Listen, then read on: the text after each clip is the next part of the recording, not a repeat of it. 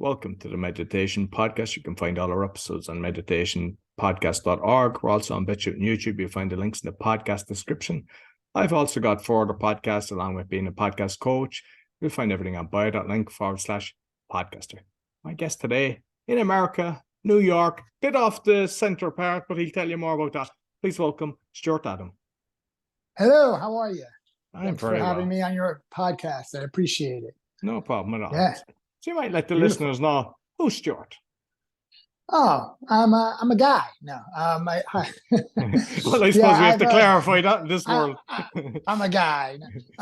For the first part of my life, I was an artist in New York City. I lived a pretty hardcore life in New York City as a downtown artist, and hit a black hole in my life at a certain part of time, like when I was about 37, 38, about 15 years ago. And I decided to do plant medicines. I discovered ayahuasca. It was actually by accident. I didn't really know what I was going to. And from that point on, it just changed my whole trajectory of my life. And I went to a deep study around the spiritual practice of working with plants. And I studied in South America, Peru, and Colombia, and Costa Rica, and some places all over I traveled all over the world working with all different types of, shamanic arts, different types of teachers. And then I went off on my own and started to discover how to connect to spirit on my own. And I was in service. I've served ayahuasca for years. Actually served all through COVID, which was a really interesting time to serve. Right now, I'm not serving medicine. I put it down because I've discovered a program that I discovered through my own practice called the Alchemy of Prayer, which is like an integration program, which teaches people how to bring their spiritual life into their everyday moments, instead of just doing a practice in the morning and doing a practice in the evening, like how to integrate everything they learn through their practices day to day through a prayer, And what I mean by prayer is like a non-denominational, rebellious approach to prayer, essentially. Yeah. And I also work with tobacco to heal addiction, which is kind of interesting. Yeah. Yeah, I'm looking forward to this conversation. So I suppose let's go back a few layers, like the art. So was it painting, or what kind of art you got into, and then kind of let's deal into the rocky road? Like. Yeah. I was a multimedia artist. I would take over buildings. I would have like 100 artists working with me. I was a painter. I was a sculptor. I used to design nightclubs and restaurants, and put on huge art shows. I used to put on like vaudeville, like midnight cabaret shows, and with all the drugs and drinking and intensity of like the New York art scene, so I was definitely in the depths of the dark world down there. And although lots of fun at times, definitely took a lot out of me. So I want to kind of touch on after you done the ayahuasca with your art, but I'd like to go into like your kind of journey, because I've just heard it on another show. I think it's relevant because when you can kind of come out of it just through the different medicines and stuff like that, it's kind of for those that wouldn't know about the benefits of it. Yeah, I mean, as far as like my journey is, you mean what got me to ayahuasca? Or yeah, I mean, I know you went down the drug route and everything, so you might kind of touch on that just to let people know about kind of the dark side, let's say. I mean, in a weird way, I feel like the reason why I did so many drugs was because I was actually looking for plant medicines, but didn't know they existed. Because back then, I was like, I'm 54, so my 20s and my heyday in New York City were my 20s and 30s. No one knew anything about ayahuasca. No one knew anything about ceremony. It was if it was fringe at all, it was barely there, and it definitely wasn't in this is a little bit pre-internet too. So, we didn't have all the opportunities to read about things and even know about things. So I feel like on a lot of levels, I was always like drawn to something like this, but didn't know how to receive it because it wasn't offered to me, So I originally went down the artist path because honestly, I didn't know what else to do. I didn't want to get a job. I was very counterculture kind of guy to begin with. I just didn't feel like I just wanted to have a regular life. I wanted to have something different. So the art world seemed to be that, you know.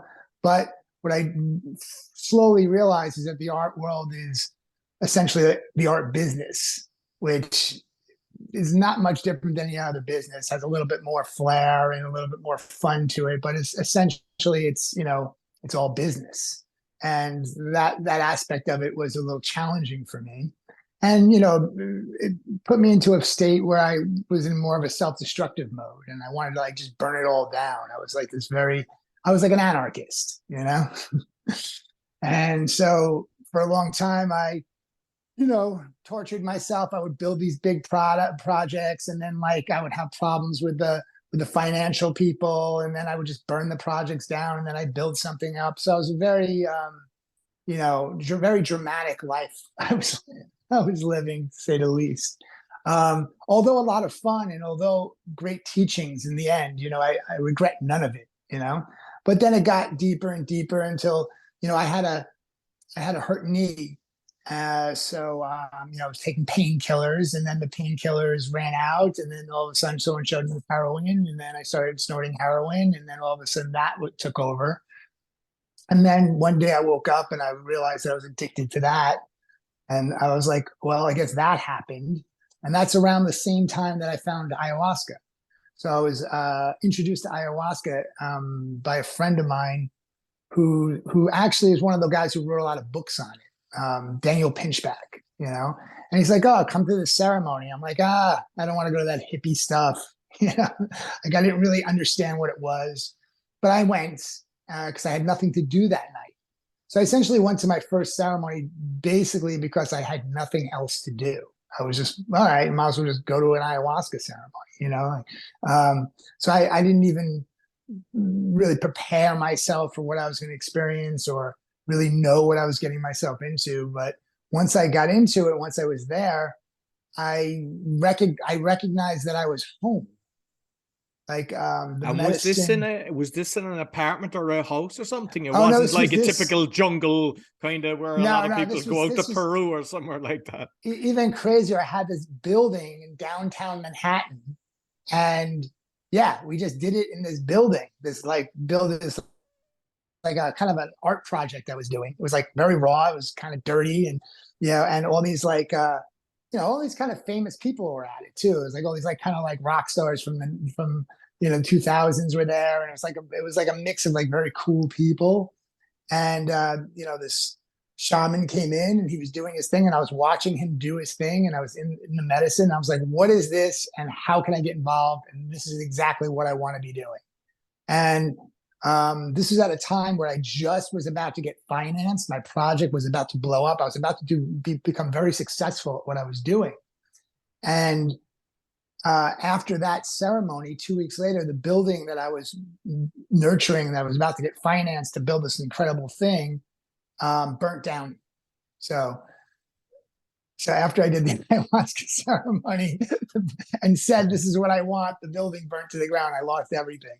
So then I just continued to find medicine ceremonies. I found these guys in, Brooklyn, these like kind of, there was like a lot of, there's a lot of like, Puerto Rican and Dominican type people from Harlem and from Brooklyn and the Bronx that were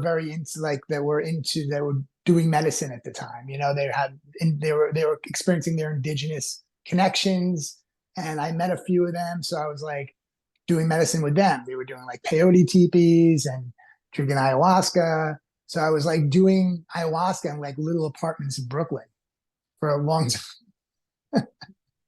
So my first experiences with the medicine have been, for the first few years of doing medicine, it was doing it in New York apartments, Brooklyn, like in the city, not in nature, like it was all in the city, And for those that don't know what ayahuasca is, because it's a mixture of different plants that create it, you might kind of let people know what exactly it is. Ayahuasca, yeah, I just assume that everyone knows what it is now because it's gotten so popular. But ayahuasca is it's mostly from South America, although it's grown in other places. Ayahuasca is a vine, and it's mixed together with a leaf of a bush called chacruna, and these two things put together create this kind of potion where you can experience a very deep psychedelic experience, and in a ceremonial type setting, a very healing psychedelic experience. So what I see that what it does is it works on all three, your mind, body, spirit complex. So how in Western medicine, you have your foot hurts, you go to a foot doctor. Your heart hurts, you go to a heart doctor. Your hand hurts, you go to a hand doctor. But with this kind of healing, it works on all three of your bodies at the same time. So your mind, body, spirit complex. So whatever is ailing you physically, mentally, spiritually, which are all connected, this medicine works on that level. So yeah. And because I've seen a documentary on it. The guy from London Real, Brian Rose, was actually showing the camera going around with him doing it. And there's a lot of people I know that have done it. I haven't personally done it myself. I've done DMT.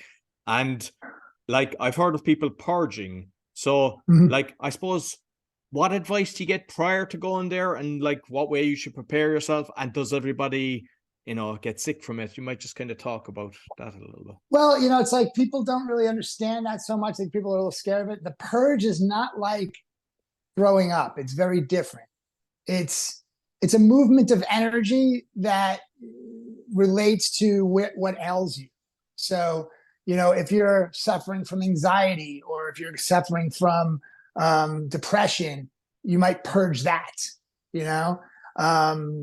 but also if you have physical ailments, you could, the purging could help release some of that problem as well. There's real true magic that happens in these ceremonies. There's actual magical things that happen where people really get healings, but that's not mostly what happens. Mostly what happens is, because our souls are here to learn how to heal ourselves. So what these medicines do is open up a pathway to show us how to do that. So, and this is sort of something that a lot of Westerners don't understand about this medicine, which is the idea that what the medicine is doing is showing us how to live better so that we don't suffer so much. So it's up to us to integrate these lessons that the medicines show us. And then through the integration is how we really, truly heal ourselves. And do people kind of set an intention when they're doing it, or do they just kind of go there and let's see what happens? You can see what happens. It's going to take you where you need to go. But yeah, as you learn how to connect more to your prayers and connect to intentional prayer, you can literally create a relationship with these plants, and then the healings and the information that you're looking for becomes much more precision. So the deeper you create relationships with the plant spirits, the more powerful it is, of a more precision way of operating with them, And how you do that is basically through gratitude and respect. So to develop a relationship with elements or with plants, it's through gratitude and through respect. It's through a devotional prayer of gratitude and respect for the sacred. And through that process, the spirits of these plants and elements will start to speak to you and start to show you and start to teach you. And the more and more you deepen in that study of the language of the plants and the language of the elements and whatever else you're working with, the more powerful the information, the more clear everything comes together for you. You know what I mean? Everything works much more in a precision way. It's not so messy, And when I did the DMT, it lasts about 8 hours. We done it outside under the moonlight and in Costa Rica, so it was lovely. But the guy that was actually doing it kind of microdosed so that he'd be on the same level, and there was somebody else that wasn't doing it. Is that always kind of the stage that the kind of shaman or whoever's facilitating takes a little, but not too much, so that they're kind of getting on the same kind of wavelength, but not. Yeah. Yeah, because what happens is how it works is that when you're in the medicine is channeling through you. So the spirit of the medicine is working through you as a facilitator. So it's helping you guide the ceremony. So yeah, to partake with the medicine is important, to be in the vibration of it. Yes. Yeah. And what about, because you hear of people taking different types of drugs, different experiences. Some of them get a bad trip, let's call it does that happen with that? Or I mean, I understand, like, even with breathwork, you can kind of realize that there's been traumas, that maybe perhaps you were abused or something like that, and that can surface. But as far as kind of seeing crazy shit that will scare, that has nothing to do with that, can that happen as well with the ayahuasca? Yeah, but it's not. That's not a bad trip. What it is when the dark stuff comes up, it's usually coming up, and it will usually be followed by a purge. So the dark stuff that's coming up is the healing. See what I mean? So, I think when people say they've had a bad trip, it's more like when they're doing it recreationally. So you take some acid or something, and you're going out, to a party or something like that, and you have a bad trip. Yeah, because you're out there to have a good time, and you end up going through a healing. So that would be considered bad, It's because you never know what you're getting with these psychedelics. If there's stuff inside that you need to deal with, it's going to come up, and it's going to come up, and it's not going to be pleasant. So, but when you're doing a healing ceremony, everything within the spectrum of the ceremony is about the healing. So, dark visions or dark ideas that are coming up in your psyche are really what's happening is they're coming to the surface so that you can purge them. And yeah. How long does a session take? What's kind of the whole process? Ayahuasca ceremonies are like 10 hours long. Yeah. But you're like totally present, even though you're kind of going deep within, like, that you're not kind of just honking out and going that nobody know. I mean, the reason I'm asking is because I know that there's a load of this going on now, and there's different places and different jungles all over the place and everything. And when you see things like that, there's always a few people, I don't know, would they have the wrong ingredients or just the wrong intentions? Is it possible that you're not kind of conscious of what's going on around you when you're tripping or doing the ayahuasca? Well, it's interesting, right? So if you're with a group of people, sometimes everyone's like helping each other with their healings, but they don't even realize it. Like sometimes you're purging for someone else, but you don't realize it. But you're not really purging for the other person, because you're kind of purging for yourself too, because it's all oneness. So there's a lot of teachings behind working with a group in one of these ceremonies around unity consciousness and around how it works and how we're all connected,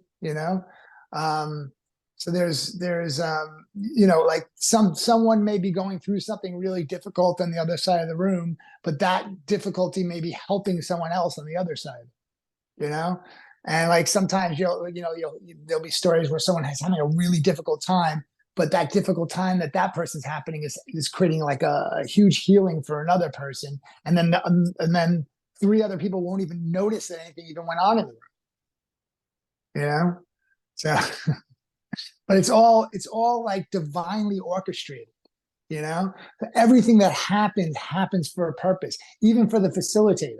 So even for the person who's facilitating, whatever's happening in the room is teaching the facilitator more about himself as well. Or herself, whoever's facilitating.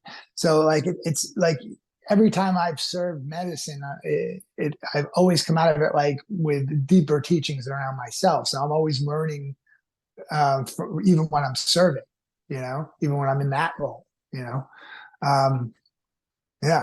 And like when you're kind of finished, then is it a case that people kind of sit around and kind of share what they're doing, and then being able to process what's just happened? Is that kind of the?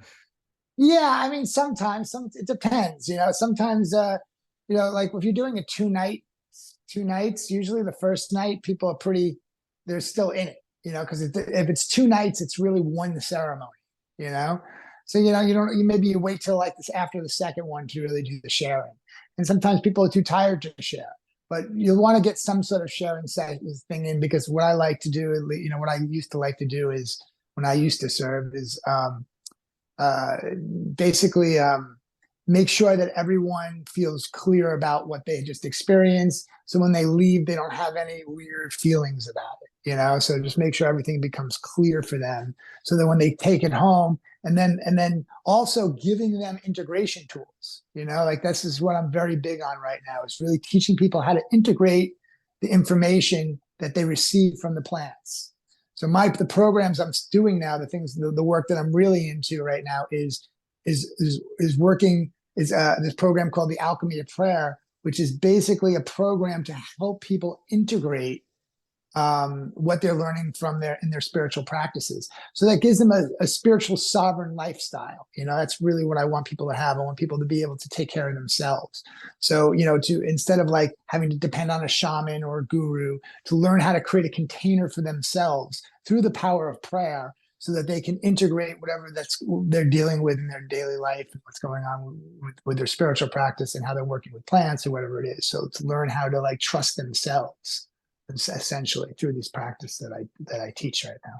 Yeah. And like, how often do people, and is it recommended that you actually do the ayahuasca? That can it get to a stage that it can be dangerous, or is it just, it is what it is? No, I've done it thousands of times, and I'm perfect.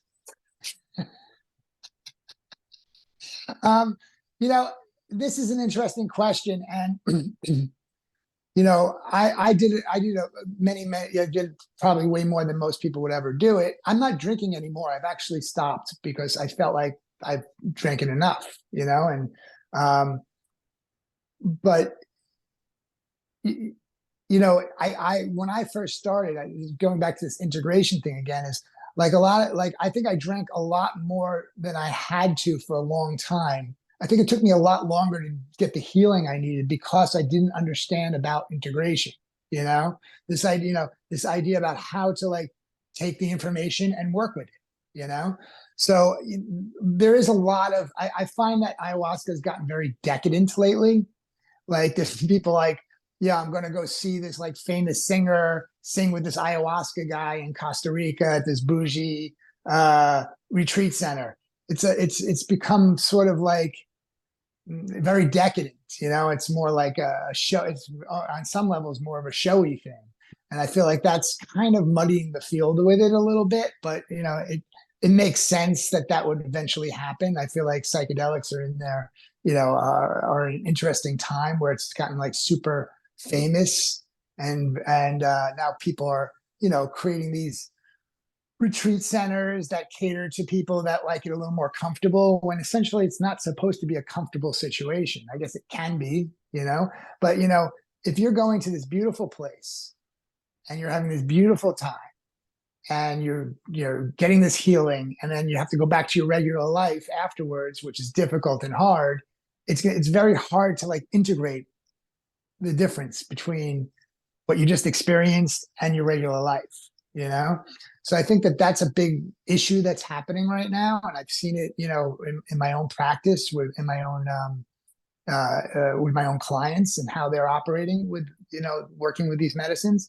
And you got to understand that Westerners aren't used to this. We think that we take a pill and it fixes us. We don't understand that this is like a co-creation of our healing, that we we're working with these plants to help us heal, to help us expand, to help us evolve, not for them to do it for us, and if we're we get the message that, if you get a message like, I have to stop drinking alcohol, and then you don't stop drinking alcohol, it's just going to get worse, because once you become conscious of something that you have to give up, or something that you have to let go of, and you don't do it, it just gets worse for you, because now you're conscious of it. You're not asleep. So the consciousness becomes a responsibility, which I think a lot of people don't understand. That responsibility is serious. So if you keep on getting the message to do something, you don't do it, you're going to get the lesson worse and worse, essentially. So, like with your own kind of journey that you were doing at different times, would Mm. would you get a message again for just say, for example, drinking or anything like that? Would it kind of resurface in a different way, or is it just that you become aware of it again, of something that you should be doing to kind of clear yourself and kind of move on? Yeah, I mean, if I held on to something that I didn't want to let go of, even though I knew I needed to let go of it, it never went well. But if I listened, because essentially what this medicine is doing is giving you a clear line of communication to your subconscious. So if your subconscious is telling you to stop drinking alcohol or stop smoking cigarettes or whatever it is that's definitely inhibiting your expansion, whatever, or could be, hanging out with the wrong people or, whatever it is, a million things, bad relationship, if you keep on holding on to these things because you're scared to let go of them and you don't want to let them go, then, and now, but you're conscious of the fact that you need to let them go, that doesn't go well, and I've gone through it, so I know, What age group? Is there kids that actually do this, or is it kind of like only for adults? Do children do it as well? Oh, children do it. Yeah. I know there's, you can do it. I think, in the indigenous communities, they serve, the kids are drinking like 6, 9 years old, but, I think especially if they're supposed to be trained as a shaman, but, I know American kids, 16 years old, 14 years old that have done it, with like anxiety or depression or something like that, it's good for everybody, And like with vets as well coming back, especially after seeing all the horrors of war, I'm assuming it's very good for them as well to go through this and just kind of release. Absolutely. Yeah. Helps you find forgiveness, Yeah. So with the praying then that you're doing, so you might kind of delve into that a bit and tell me a bit more. Yeah. So what I discovered is what I found from working with people for the last, 10 years is that most people don't trust themselves. So they always are giving away their power to somebody else, whether it's the politicians, the doctors, the lawyers, the priests, that we're constantly giving our power away because we're not trusting ourselves. We have no connection to our intuitive voice. Our minds are completely brainwashed by many things, so we can't really trust our minds, and we have gotten very insecure within ourselves because we've given our power away for so long. So what I've discovered is that this is the key to people's real evolutionary expansion. Evolution is to learn how to trust themselves and to learn how to hold themselves in their own spiritual practice, which is spiritual sovereignty. Where you're not giving your power away to a guru, a priest, or a shaman or something. And that's not to say you can't learn from people. I've learned a lot from humans, but human teachers. But in the end, if you really want to connect to the spirit, you really want to connect to the oneness, you really want to connect to God, if you really want to have your own journey, right? You have to learn how to trust that. You really have to make that own connection on your own. I believe that you can learn maybe 20% of what it takes, probably less than 20%, but I'll give it 20% from human teachers or from some sort of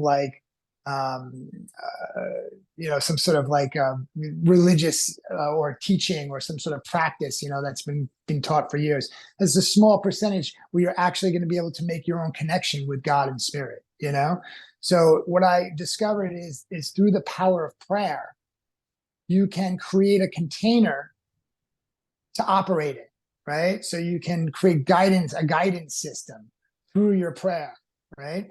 And what this program I teach us is about studying how your prayers work. So as you learn how to trust your prayers by seeing how they work, then you can learn how to trust yourself deeper, right? And through, as you trust yourself deeper, you're able to live more in your authenticity. If you're able to live more in your authenticity, you can be more accountable to yourself and other people. And this way you'll be more in the magical flow and be able to hold more energy and service to others from this process. So in other words, your mind won't be attacking you so much because you'll be in your authenticity. You'll be in the trust of yourself. You won't be like trying to figure things out all day long and try to like mull over things, because you'll be in a prayer. You'll be living in the container of a prayer, right? So you'll have a direction that's always there. And then as you experience the prayer, as the prayer, the person who prays becomes the prayer is the prayer, right? Then you can create a new container which actually will come through your, like the one prayer will actually even lead to the next prayer for you. You know, you don't even have to think of that. And then you create a new container. You start that prayer, you pray that prayer every day. And there's some other practices that I teach that come up during this, like learning how to read the code, like the illusion code, the illusion reality, the codex of your illusion reality. So like all day long, learning how to read the synchronicities and the codex of your illusion reality as it's shown to you in your daily life, and how to observe it and how to learn from it. And that's what shows you how to connect to your prayer. You know, like everything starts speaking to you in the language of your prayer.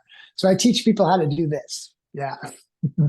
Brilliant. And I mean, you know, like you mentioned kind of the sovereignty of it, is because it kind of shocks me how people buckle to a police officer or a city official when you stand on your own ground. Because I'm going through it with kind of sovereignty, common law, UCC, but also within myself, and you actually can see how they buckle, because they're supposed to be serving us, but they don't. You know, they serve themselves. But once you stand up and you realize I'm not a slave, even though unfortunately the whole system's orchestrated that we are slaves. And once you realize that and step out of that box, you know, you gain control back. But you're awakened to it, and that's the important part. That's another thing about this practice, is awakening people to come out of their slavery consciousness. You know, to learn to trust themselves, and to trust their intuition, and trust the feeling, and not you know, when they hear someone talk, like if you hear someone talking to you, you can know right away if they're full of shit or not. You don't even have to know if they're what their words are saying. They can't convince you. You can just feel it. So that feeling is that intuitive feeling is what people need to learn about. And that's how you trust yourself more, through that intuition, you know? And meditation is a huge part of this, by the way, because I know it's the meditation podcast. I believe that meditation is the key practice right now to really deepening into receiving your prayers. So a prayer is a yang motion. It's a very masculine, penetrative thing. I'm praying for something, right? But the most important part of the prayer is the receptiveness, the receiving, right? And through meditation, through a yin meditation of just being and letting go and being in that receptiveness, right?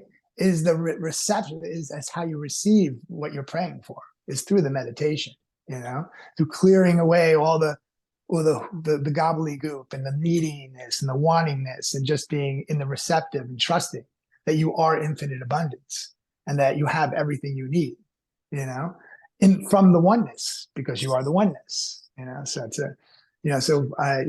I meditate an hour a day. Do you just kind of go deep within, or do you listen to music, or do your eyes open? No music. Watch it? Yeah. I just say a prayer before I meditate, and then I just sit like I'm sitting right now. You're just present. You just become present with what's happening. Just be in the presence, you know, watch my mind think, but not get attached to it, you know, like just like seeing it do its thing, but like coming back to presence, and, you know, just practicing that muscle of understanding how my mind works and bringing it present. And yeah. Sometimes I do active meditations where I'll actually like be focusing on something specific. Like if I'm having some kind of irritation in my body, I'll just focus my energy there, and I'll just, you know, because where your attention goes, the energy flows. So, you know, I like to work through any kind of density in my body or anything that I have to deal with through just putting attention on it and letting it flow, you know? So, you know, I do that too. And then The other kind of meditation I do is a super yin meditation where I just lay down on my bed and I just surrender. Yeah. Oh, brilliant. And I mean, that's why with this, I mean, I went through my own little journey where I lost everything and then kind of realized how kind of corrupt the world, but the meditation actually helped me. And it was guided meditation first. And then I've just experienced, a lot of different things and breath work. But I hear so many people saying, oh, I tried meditation. It doesn't work for me. They've tried it once. And that's like saying, I ate once, and it's like, and that's why I kind of give out loads of different types, whether it's 1 minute or a 2 hour music guided, because you'll find what actually is for you. You just play around with a few of them and then you get something that kind of resonates. And before you know it, then you're in flow and you're like, you're no longer having the, I kind of put it down to, before you're like the conductor on the bus going around talking to everybody, and then you become the driver totally present. You're no longer having the mental clatter. Yeah, for sure. And it's funny, like you said that, because I teach people, if they have a lot of anxiety during the day, to just stop when the anxiety first starts to kick in, put your hand on your heart and just take 5 deep breaths and your anxiety will go away. But you have to catch it before it goes into the rabbit hole of anxiety, So you just, as you're starting to feel a little uncomfortable, and that 5 breaths is a meditation, Yeah, exactly. And have you, because I don't know how many different facilities are for breath work. I mean, I kind of just do it myself now. I don't go deep into it. And it's like you can really trip on breath work. Is that something that you've experienced? It's like, I remember the first time I was seeing people coming towards me in color and everything. And I was like, what's going on here? This is weird. But I've also saw people that were releasing as well. They were, able to release traumas from it, which is why it's kind of good having a good facilitator for that. Because I think, if you've done that, not knowing what you're doing or just done it online and something serious that happens, I think it's nice to have somebody to comfort you when you go through something you wouldn't experience. Yeah.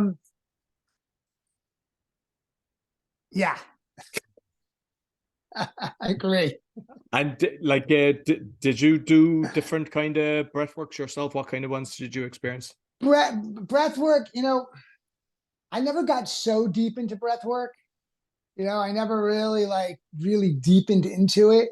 But I've done a bunch of like Wim Hof breath work, and I haven't done any actual for me, I don't necessarily, I always kind of create my own thing a little bit, I don't really follow someone else's idea. Although I did like the Wim Hof stuff. I did enjoy that practice. But I don't know. I never gotten that deep into it where I did one time actually when I was in Costa Rica. I did this breath work where it was like an hour long breath work, and I think I fell over afterwards. But I get amazing visualizations. But I think now a lot, especially at some of the events that I was going to, a lot of the times they're kind of afraid and they tend to just kind of just do breathing basically. And it doesn't really, I don't get the same experience where if somebody is doing it specifically to actually get you to that level, it's like doing the DMT, to be honest with you, that you go really deep within when you get the right breath work. Right. Yeah. Like I said, I haven't had, it's like there's so many things to do. So I never really went that deep with breath work. But I mean, I get the benefit of, I do, when I'm doing my meditation, I mindfully breathe. And most things I do when I do yoga, I focus on my breath, so I have a deep connection with my breath. I just haven't really deepened into breath work, so much. It's like so many things to do, Oh, exactly. Which one do you like best? Which kind? I've done Wim. I've actually met Wim Hof. I did some stuff with Wim Hof, and there's Soma breath as well. Niraj Nayak, I believe his surname. He's actually very good as well. And there's so many different people have their own little way. It's strange that there's people saying, okay, you go breathe out like that. Others are deep in the boat. There's others saying hold for, you know, as long as you can. Every single person has their own way, which gives you a different feeling and a different reaction. And I don't know, I just find that you just feel fantastic after when it's a good one, and it lasts for months. You know, it's not that something that you have to just keep doing every week and then it's gone. And it's like, I think it just kind of, it puts you That's in flow. interesting. Yeah, that's interesting. I also think this, you know, like for me, like I'm like kind of a skinny guy, right? So if I do like Kundalini or some sort of like breath work that's like hyper, like really fast, it kind of like spins me out a little bit. So But I need I much lie more like, down. I wouldn't sit down. I don't even like sitting. I prefer lying down when I'm doing it. Yeah, I'm not. I don't like. I mean, even sitting, I never got the same kind of thing, or kind of one of these couchy things. You know, the bean bags. They're kind of ideal because you're kind of sitting, and then you could just throw your back and start tripping away. And I'd actually recommend to start investigating a few of them, because it's actually decent. very well. Yeah. And like just with the prayer, then, like, the, you know, when you're kind of dealing with the clients, are you kind of tapping into them to be more conscious themselves, or to try to follow your kind of way? Well, no, I'm teaching them their own creative process. So in other words, I'm teaching from my practice. So I'm holding a field, I'm inviting them into a field, and I'm also opening up a pathway for their own journey. So I give them tools that I encourage them to make their own. So I tell them, for instance, I'll explain to them how I would do it, but that they should find what's most comfortable for them. So I'm very encouraging in a creative process. My feeling is that spirituality is a very creative process. It's like a study, you know. It's like, okay, if I eat this bread right now, how am I going to feel? If I do this breath work, how am I going to feel? So it's always like bringing consciousness to everything you're doing to fine tune the experience. What works best for you? You know, what creates more mind energy for me? What if I do this thing, like let's say if I get angry at somebody and I start to like have this feelings about them and I get all tied up in this idea like I know something better than someone, and what's going to happen? I'm going to be thinking about it all the time. I'm going to be thinking about how right I am all the time, right? So I choose not to go down that path because I don't want to waste my time thinking about some stupid thing that I can never, whatever, I want to get into a fight and prove myself wrong, right to somebody. Don't give it energy. That's what I say. If you start thinking, you're giving it energy, and it's like the other person isn't thinking about it. No, it's like you create your own drama. So it's like I just study how things look. I'm like, oh, but I never get upset with myself if I do something that's not right. That's the most important thing. Like, I don't judge myself. I just learn from it. So I'm like, oh, I just did this thing. It's definitely taking up way more space. It's making me feel heavy. I don't like this. I'm going to learn from this. So I just look at everything as an opportunity to learn and grow, and remember, learn, grow, and remember. So like, I'll tell my clients, like, if someone has like, they like eating the wrong foods too much, and I'm like, okay, good. So this is what I want you to do. I want you to eat the wrong food, but focus on how you feel. Like, pay attention to how you feel after you eat that food. Then eat the food that's good for you, and then see how that feels. And keep on doing that until your body and your mind just go, well, I'd rather feel better than worse. So it's like this whole idea about giving up things, just study how it makes you feel. It makes it a lot easier to give it up if you really tune into how it makes you feel. And if if your focus is to get more high vibrational and to get more magical in your life, then you have to peel the layers. You're gonna have to get rid of things that are weighing you down. And the best way to do it is just to study and see how things make you feel. So becoming conscious of it. It's like, and you just do it all day long, like in all your actions and everything you do. I've discovered that if we focus on our authenticity and we focus on accountability, there's no mind energy, right? Because you're being accountable, so you don't have anyone upset with you, right? And you're not upset with yourself. and you're in your authenticity, so you're not wearing a bunch of masks. So then everything's free and flowing. You know, those two ideas, you just have to focus on those two ideas. Yeah. And just curious, because you know, all through your journey for everything we spoke, are you still creating art, or did you just kind of say no? Are you still an artist as such? Yeah, but more like an artist of life. No, because what I'm asking is, I'm wondering, like, from the work that you were creating, that did you notice the difference of what, when you were doing heroin, what it changed to, and what it looked like to then when you were doing your ayahuasca to know your kind of prayer kind of journey? It's interesting. Like, it took me a long time. I just started doing art again after like 15 years.